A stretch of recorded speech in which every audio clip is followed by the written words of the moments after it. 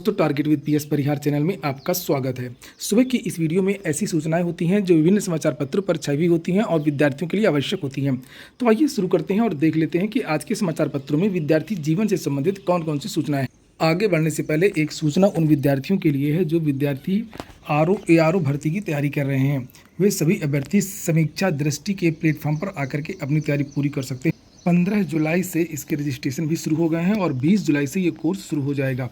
बहुत सारे जो पूर्व चयनित छात्र हैं उनका निःशुल्क मार्गदर्शन भी आप लोगों को मिलेगा। जैसे यहाँ पर लिखा है, विकास सर समीक्षा अधिकारी के स्वयं की तैयारी के लिए बनाए गए हिंदी एवं जीएस के नोट्स मिलेंगे।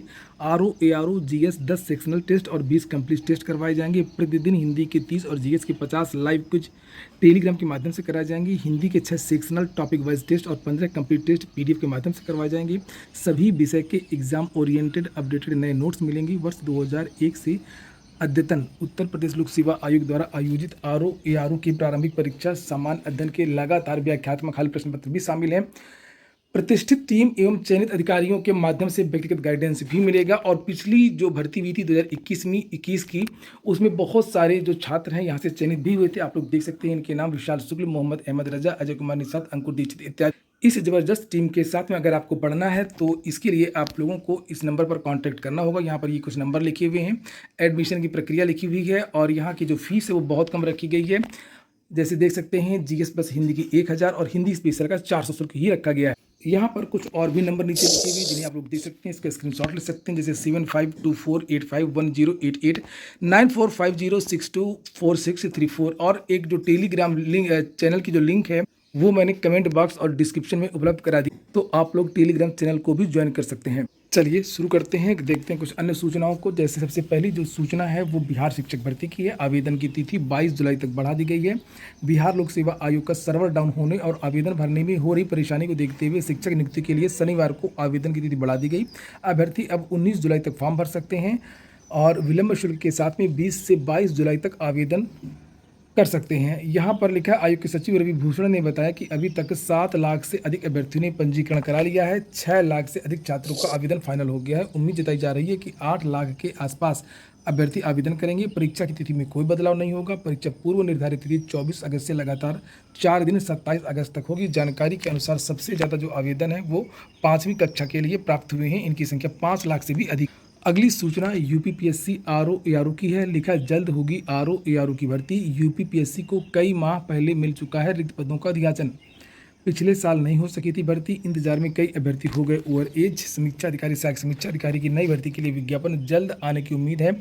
शासन स्तर से जल्द ही समकक्ष अर्हता को लेकर के स्थिति स्पष्ट की जा सकती है, जिसके बाद उत्तर प्रदेश लोक सेवा आयोग के लिए ARO की नई भर्ती शुरू करने के कई रास्ते खुल जाएंगे। यहाँ पर आगे लिखा हुआ कि सूत्रों का कहना है कि समकक्ष अर्हता से संबंधित फाइल शासन स्तर पर तैयार कर ली गई है और जल्द ही शासन की ओर से स्थिति स्पष्ट की जा सकती है। आयोग को भी शासन स्तर से हरी झंडी मिलने की उम्मीद है। प्रतियोगी छात्र संघर्ष समिति के मीडिया प्रभारी प्रशांत पांडे की ओर से मुख्यमंत्री को पत्र लिख करके कहा गया है कि इस भर्ती के इंतजार में बड़ी संख्या में ओवर एज हो चुके अभ्यर्थियों के लिए अवसर खत्म हो चुके हैं। अगर आगे भी इसी तरह से भर्ती अटकी रही तो आने वाले समय में ओवर एज होने जा रहे अभ्यर्थियों को भी नुकसान होगा। मुख्यमंत्री से आग्रह किया है कि वह इस मामले में सीधे हस्तक्षेप। अगली सूचना है CM योगी की एक घोषणा की। लिखा है कि 1 करोड़ युवाओं को रोजगार। योगी 400 अभ्यर्थियों को नियुक्ति पत्र वितरित किए। 18 और 20 को फिर नियुक्ति पत्र वितरण का कार्यक्रम है। नीचे लिखा हुआ है कि युवाओं का हौसला अफजाई करते हुए मुख्यमंत्री योगी आदित्यनाथ ने कहा कि यूपी के युवाओं को रोजगार के लिए कहीं भटकने की जरूरत नहीं है। आज प्रदेश के दूसरे राज्यों के युवाओं को रोजगार देने की क्षमता रखता है। राज्य में 36 लाख करोड़ के निजी निवेश के जरिए युवाओं के लिए 1 करोड़ नौकरियों का इंतजाम होगा। प्राइवेट सेक्टर की बात की जा रही है, जबकि इस लेख में बहुत सारा CM का झूठ है। जैसे तो इन्होंने ये कहा कि पहली लाइन यहाँ पर देखिए, प्रदेश दूसरे राज्यों के युवाओं को रोजगार देने की क्षमता रखते हैं, जबकि बिहार में उत्तर प्रदेश के जो बेरोजगार छात्र हैं वो आवेदन कर रहे हैं और उत्तर प्रदेश से कोई शिक्षक भर्ती नहीं आ रही है। तो दूसरे राज्यों के विद्यार्थी कैसे यहाँ पर आएंगे। और भी बहुत सारे झूठ हैं इस भाषण में। जैसे आप लोग यहाँ पर देख सकते हैं, लिखा हुआ है कि किसी भी विभाग के नियुक्ति की कोई भी प्रक्रिया न्यायालय में लंबित नहीं है। न्यायालय में बहुत सारी भर्तियाँ लंबित है, खासतौर से एडेड जूनियर हाई स्कूल शिक्षक भर्ती लंबित है पूरी तरीके से।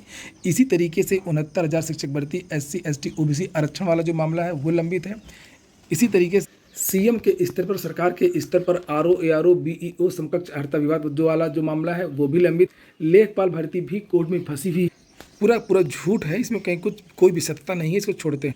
अगली सूचना एसएससी की है। स्टेनोग्राफर के पदों पर 3960 का चयन एसएससी ने जारी कर दिया है। स्टेनोग्राफर ग्रेड सी डी भर्ती का अंतिम परिणाम common university entrance test CUET का परिणाम जारी कर दिया गया है। लिखा है कॉमन यूनिवर्सिटी प्रवेश परीक्षा अंडर ग्रेजुएट 2023 का परिणाम शनिवार दोपहर घोषित होने के 5 घंटे के अंदर 1825 अभ्यर्थियों ने इलाहाबाद विश्वविद्यालय और संगठक महाविद्यालयों में स्नातक प्रवेश के लिए पंजीकरण करा लिया। अगली सूचना प्राथमिक शिक्षक भर्ती की है। यूपी प्राथमिक शिक्षक भर्ती की मांग तेज हो गई है और इसीलिए आज विद्यार्थियों ने एक ट्विटर अभियान रखा है, जिसे आप लोग यहाँ पर देख सकते हैं।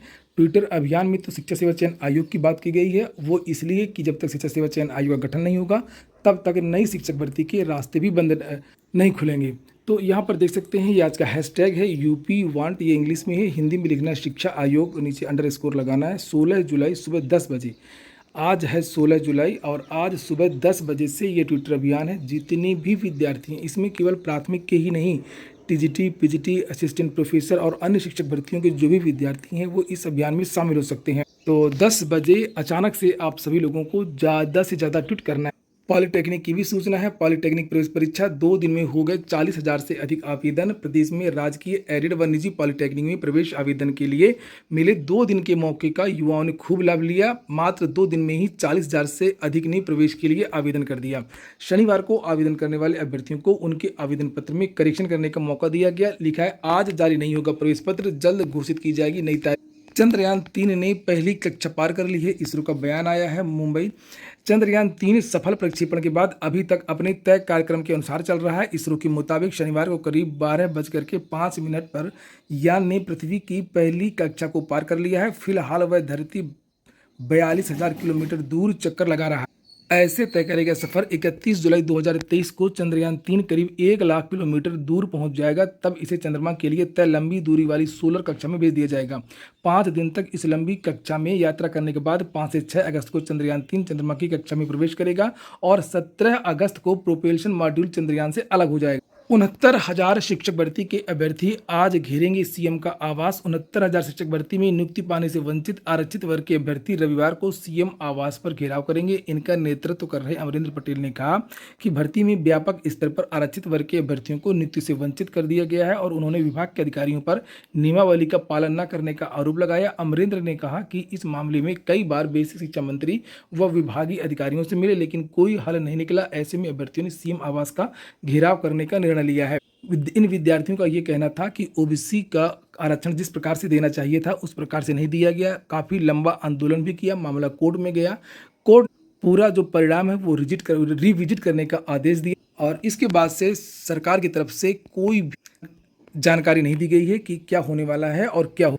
हालांकि विद्यार्थियों ने सिंगल बेंच के ऑर्डर को चैलेंज किया है, मामला डबल बेंच में। लोक सेवा आयोग ने एक पद के लिए ऑफलाइन आवेदन मांगे हैं। भूतत्व एवं खनिज कर्म विभाग में सहायक वेतन अभियंता के एक पद के लिए अभ्यर्थियों से अब ऑफलाइन आवेदन मांगे गए हैं। यूपी लोक सेवा आयोग के उप सचिव DP पाल के अनुसार पद की अनिवार्य अर्हता में 79 प्राप्तांक प्रतिशत तक अंक निर्धारित करने वाले अभ्यर्थी परंपरागत आवेदन भर करके 31 जुलाई तक आयोग में जमा कर सकते हैं। दिल्ली हाईकोर्ट में 16 पदों पर दिल्ली उच्च न्यायिक सेवा परीक्षा का नोटिफिकेशन निकला है। 35 से 45 के बीच के युवा आवेदन कर सकते हैं। उम्मीदवारों के पास मान्यता प्राप्त विश्वविद्यालय से लॉ में ग्रेजुएशन की डिग्री एवं एडवोकेट के तौर पर 7 वर्ष का कार्यानुभव होना चाहिए। चयन प्रक्रिया यहाँ पर लिखिए। प्रारंभिक परीक्षा मुख्य परीक्षा होगी। प्रारंभिक परीक्षा 20 अगस्त को होगी। अभ्यर्थियों को मुख्य परीक्षा के आधार पर चयनित किया जाएगा और इसके बाद में फिर इंटरव्यू होगा। ये वेतन वगैरह लिखा है, वेबसाइट ये लिखी है और 29 जुलाई तक आप लोग आवेदन कर सकते हैं। तो ये हो गया आज का वीडियो। पूरा वीडियो सुनने के लिए बहुत बहुत धन्यवाद।